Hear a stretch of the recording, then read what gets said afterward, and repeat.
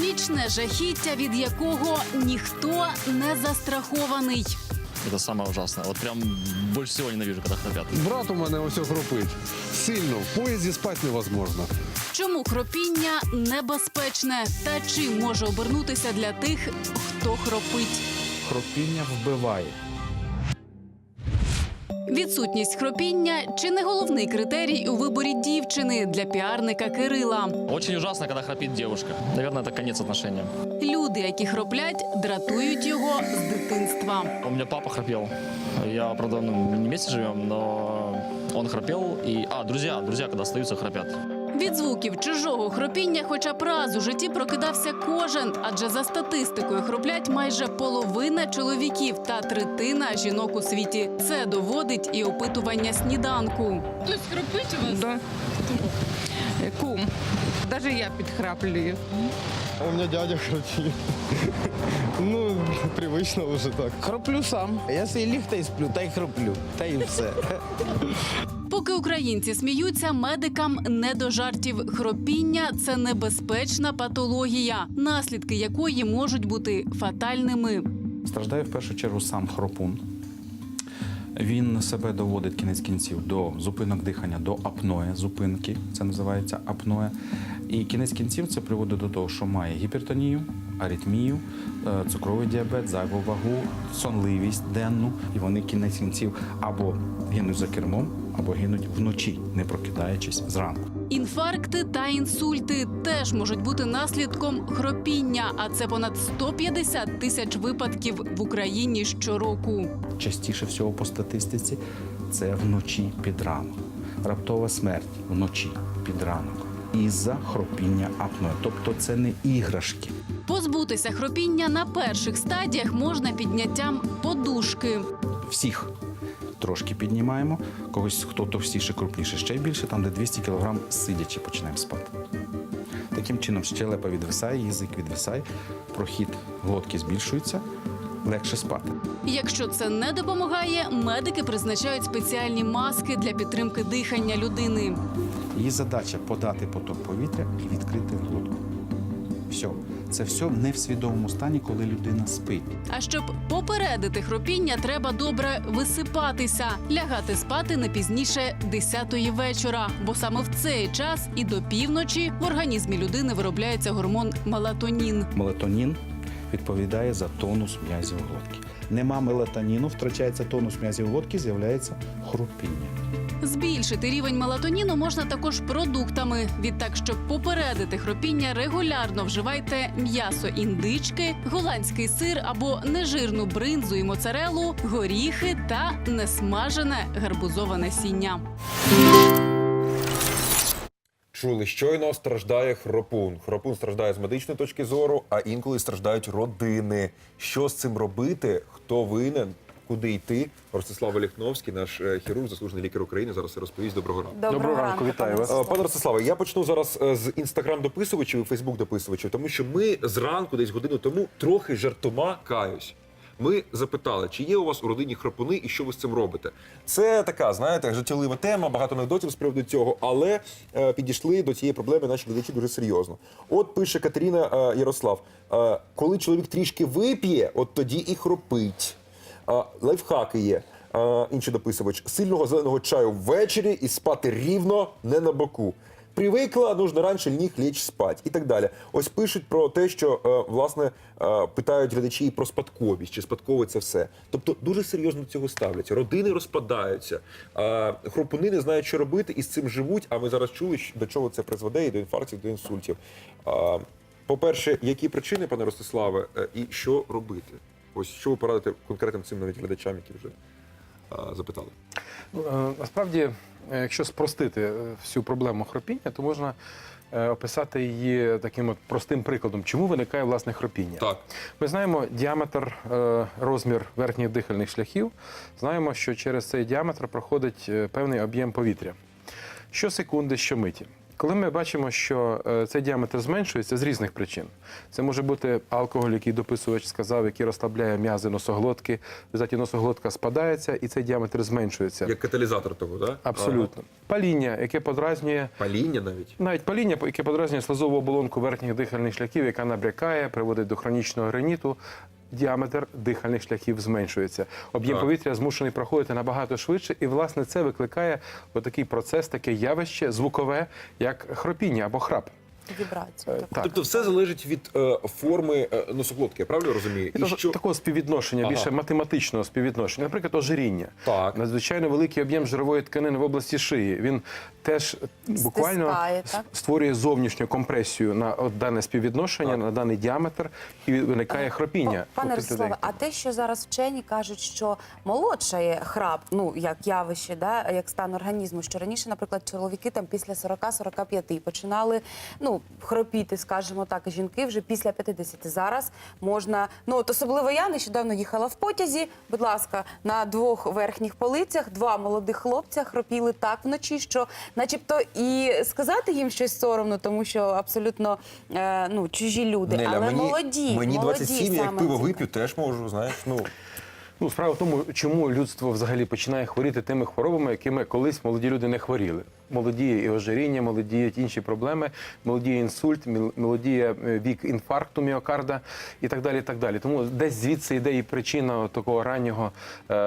молодшання, хропіння. І, власне кажучи, банальні такі речі. Консультація в лора виявляє, наприклад, викривлення носової перетинки, яка теж компресує, звужує той так званий діаметр. І людина із-за того, що має таку вроджену проблему, до речі, щодо вроджених причин, так, тому що до хропіння веде ціла низка захворювань, низка причин. І тому треба розглядати і явище поліпів у носовій порожнині, Комплексно, так? і хронічні риніти, про які ми сказали, і тонзиліти. Це явище, яке ми часто бачимо у діток маленьких. Аденоїди – це запалення і такі проблеми, які виникають з глотковою мигдалиною.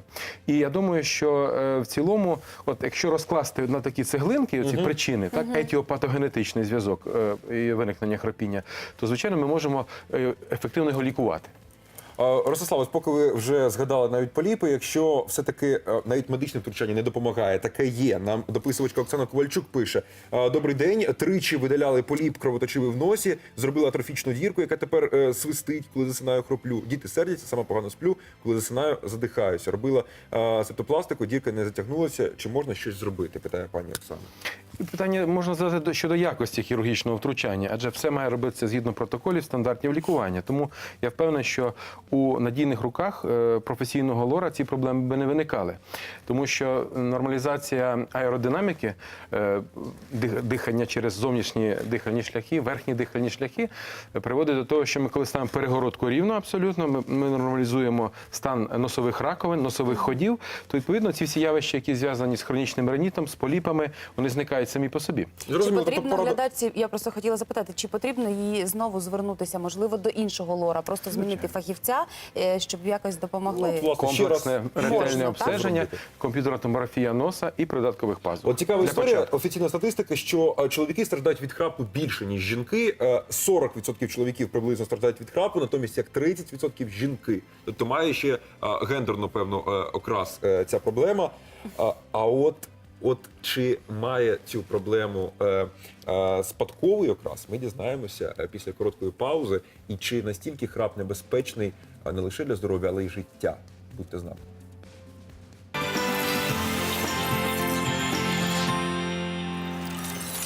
Про проблеми храпу. Не жартівну проблему, а дуже серйозно. Ми говоримо із Ростиславом Воліхновським, заслуженим лікарем України. Пане Ростиславе, обіцяли поговорити про спадковість. Нас глядачі питають, чи спадкова ця проблема. Знаєте, батько хропів, син хропить. Чи дійсно це так, чи це просто співпадіння? Насправді анатомія піднебіння, м'якого піднебіння, язика, розмір язика – це теж спадкові речі, які успадковуються нами від наших батьків. Тому, якщо піднебіння має видовжену форму, якщо язичок має більший, чим зазвичай розмір, чим в середньому він має розмір для всіх інших людей, то передумови такого генетичного або спадкового обґрунтування хропіння, безумовно, є. Угу. Все-таки є. Давайте тепер поговоримо про небезпеки хропіння, тому що, знову ж таки, наголошую ще раз, проблема не смішна. Як би воно, знаєте, не виглядало би ззовні і кумедно, але тим не менш призводить вона до серйозних речей. Давайте про небезпеки. Що може викликати хроп? Апноя вважається зупинкою дихання тривалістю більше 10 секунд. Може виникати до 5 разів. Це в нормі. Це те, що часто у немовлят буває, так?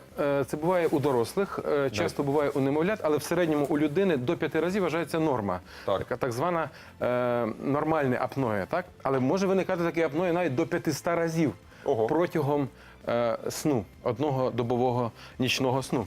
Безумовно, апноя приводить до того, що не поступає в достатніх об'ємах кисень в наш організм, розвивається гіпертонія, Так. розвивається атеросклероз судин і головного мозку, і серця, тому виникають явища і інфаркту, і інсульту.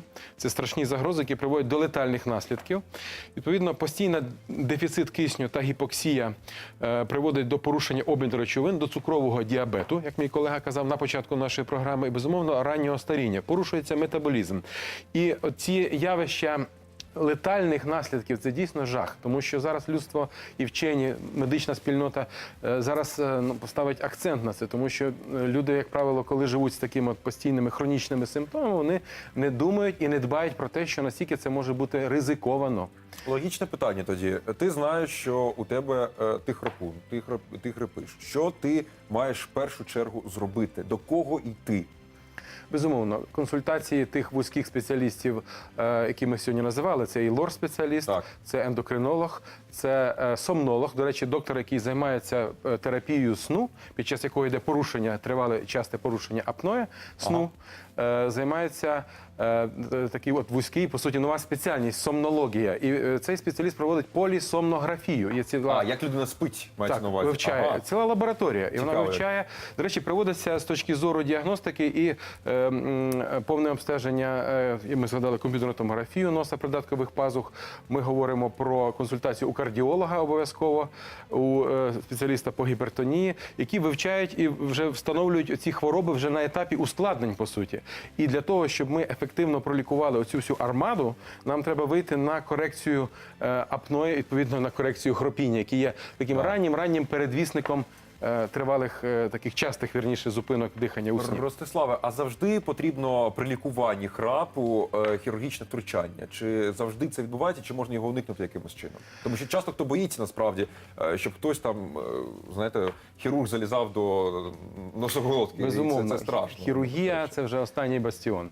І хропіння лікується, безумовно, в більшості випадків не хірургічним А навіть способом. так? Тобто можна уникнути? Лікування тих всіх хвороб, про які ми сказали, зокрема хвороби верхніх дихальних шляхів, санація носової порожнини, видалення поліпів, реконструкція носової перетинки, лікування вчасне мигдалин аденоїдів у діток. Це все приводить до ранньої профілактики хропіння, яке може виникати в дорослому віці. Але існують унікальні методики і лазерного лікування, і кріодеструкції м'якого піднебіння, а точніше язичка, яке приводить до зменшення його об'єму і зменшення розмірів. Тому оця, власне, причина, етіопатогенетична так звана хірургія, вона досить ефективно лікує. Чули, друзі, хірургія не обов'язково, хірургічне втручання. Пане Ростиславе, я вам дуже вдячний, насправді, і закликаю всіх глядачів, замість того, щоб придумувати новий жарт про своїх храпунів, які живуть поруч з вами, краще придумайте, яку профілактику для них вже зараз або лікування треба придумати разом із фахівцем-лікарем. Пане Ростиславе, я вам дуже вдячний. Дякую. Спасибі. Кланяюсь. Зараз Марічка Падалко, а після цього Руслан Сєнічкін поспілкується з батьком загиблого Устима Гладнюка 4 роки тому на Майдані Незалежності. Це неймовірно відверте інтерв'ю. Будьте з нами.